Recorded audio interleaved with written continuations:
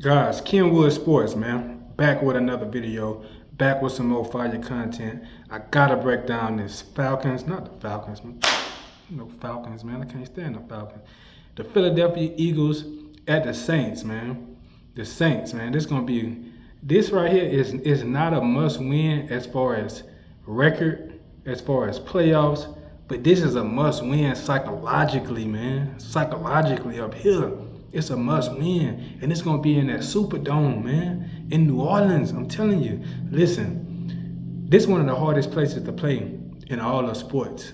This is one of the hardest places that you can play. We got two of the hardest places you can play in all of sports. You gotta come to Death Valley, it's gonna be hard. You come to the Superdome, it's gonna be real tough up in there. I'm telling you, the Saints fans are some of the rowdiest of the NFL. And Philadelphia got some of the rowdiest fans of the NFL. Atlanta went down there, though, in their house last week and got them. It was a close game. It was a real close game.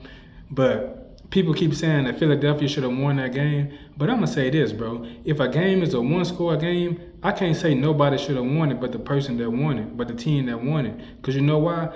When it's a one-score game, it's so many things that you could have did in that game along the way to really put the nail in the coffin, and you ain't do that. So you really ain't certify yourself to say you should be the winner of that game. You get what I'm saying? If it was that close and it was one score, that's just real.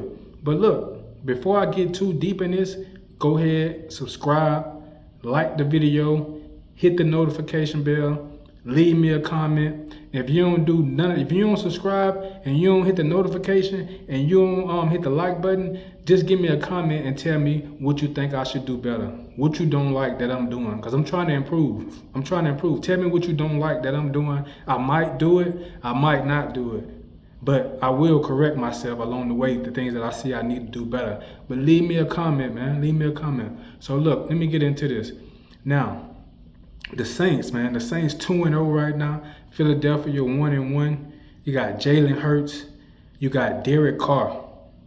Now, Jalen Hurts, it's a whole lot of things that I like about Jalen Hurts, bro. I call him the king of intangibles. A lot of things that you can't coach.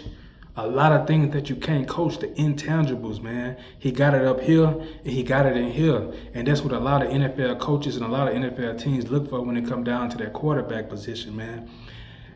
Jalen Hurts, man, he is the type of quarterback that's going to continue to work and get better every year. That's what I love about him. He got the ultimate weapons. He got Devontae Smith. He got Jalen Brown. That defense is ferocious with Jalen Carter on the line. C.J. Gardner-Johnson back. Jordan Davis, I like him. Those two guys, they got to make a bigger impact, though. Jalen Carter and Jordan Davis, they got to make a bigger impact. And Zach Bond, who I do love, he came from the Saints. I don't know why the Saints let him go, but the dude can play some football. I think week 1, he had 15 total tackles and 2 sacks. Right now, he got 24 tackles. 24 in 2 games. Let that sink in. He's trying to win Defensive Player of the Year or something like that. But you got Darius Slay. You got Maddox. They just got hitters all over the field. Sweat.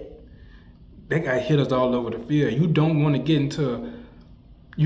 get into a position to where you got to go through that defense to win the game. Like, it's dependent on you going through that defense at the end of the game. Even though the Falcons, I told y'all how stout the Falcons defense is, though. But the thing about that, on the flip side, you don't want to have Jalen Hurts at the end of the game trying to throw the team into a victory. He threw a pick at the end of the last game. And what I want to say about him, even though I call him the king of intangibles, he got it up here, he got it in here. He's a great leader. He's very well spoken. He's just the type of guy you would want to lead your team, that guys want to follow. But look, check this out.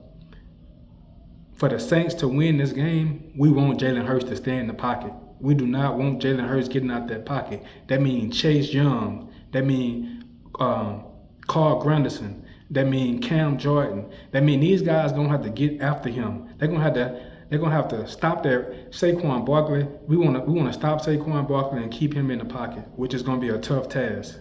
Cause Saquon Barkley, he's one of the most agile backs in the league, man. He's one of the most shiftiest backs in the league. Plus, the drop that he had last week against Atlanta, he gonna be trying to come in this game and he gonna redeem himself. He's going to be trying to redeem himself. That's a fact. So we're going to try to keep Jalen Hurts in that pocket.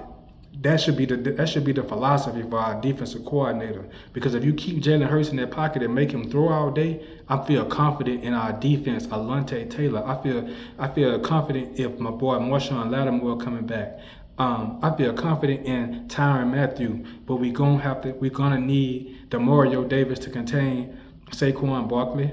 We're gonna need Cam Jordan. We're gonna need Carl Granderson. We're gonna need all those guys on the defensive line to keep this guy inside the pocket. Because when Jalen Hurts get outside that pocket, that's when he get to running. That's when he get to picking up critical third downs. It's critical that we stop them on third down. The crowd gonna be a big factor.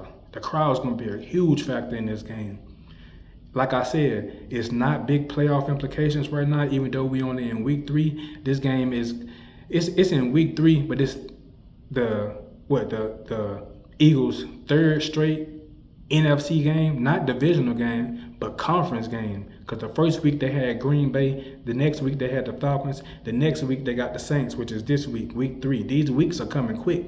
And you don't want it to come down. Last year, I told y'all already, that the Saints and the Tampa Bay Bucks had the same identical record, 9-8, 4-2 for the division. The tiebreaker was who had the most conference wins, which was the NFC conference. The Bucks ended up having 6 and the Saints had 5. So the Bucks got the nod into the playoffs over the Saints.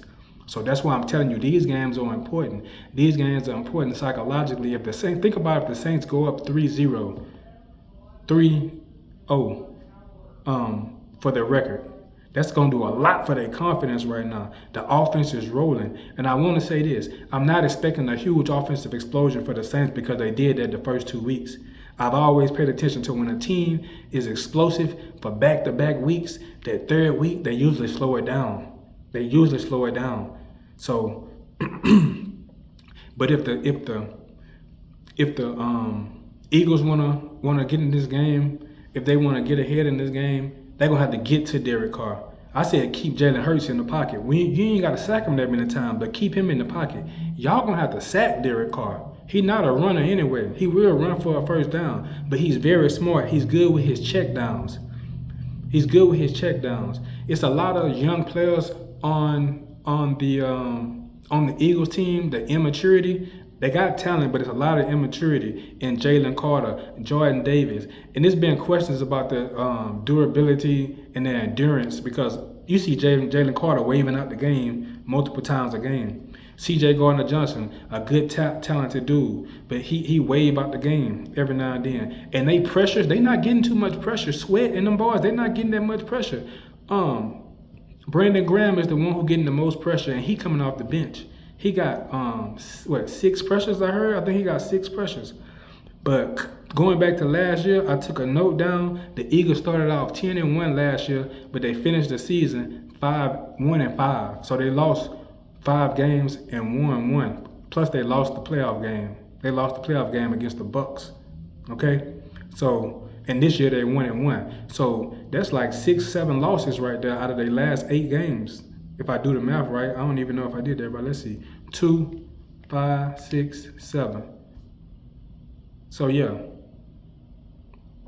2 and 7 out of their last 9 games. The Saints, they on the opposite end of that. They 2-0 right here, and they won like 5 out of their last 6 last year. So you build. It's all about building blocks, continuity, getting more familiar with your team. We got to get Chris Olave involved early.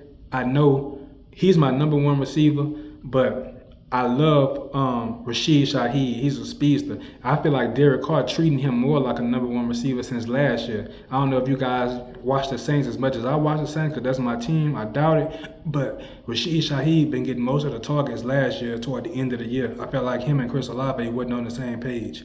But if the defense of the Eagles can get to Derek Carr and get him off his mark, that's going to be the way that y'all beat him. That's the only way that I feel like y'all going to beat him, because I feel like Kamara is going to do his thing. He hard to stop. I want to implement Taysom Hill at the quarterback position, at the running back position, at the tight end, at the returning position, because he's a jack of all trades. I love what he do, and I love what he brings to the team. Dennis Allen, that defense. The Saints when it's in the Superdome time, when the Saints in the Superdome, they feed off the defense. They really feed off their defense. This is gonna be a hell of a game, man. Like I said, it's a psychological thing. If they go down one win, 2 losses, it's gonna be in their head. It's already in their head from the Falcons game.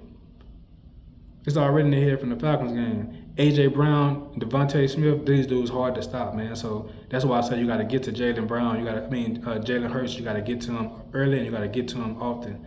So let me know who y'all think gonna want to win this game. Let me know who y'all think gonna win this game. Get in the comment box and tell me who y'all think gonna win this game.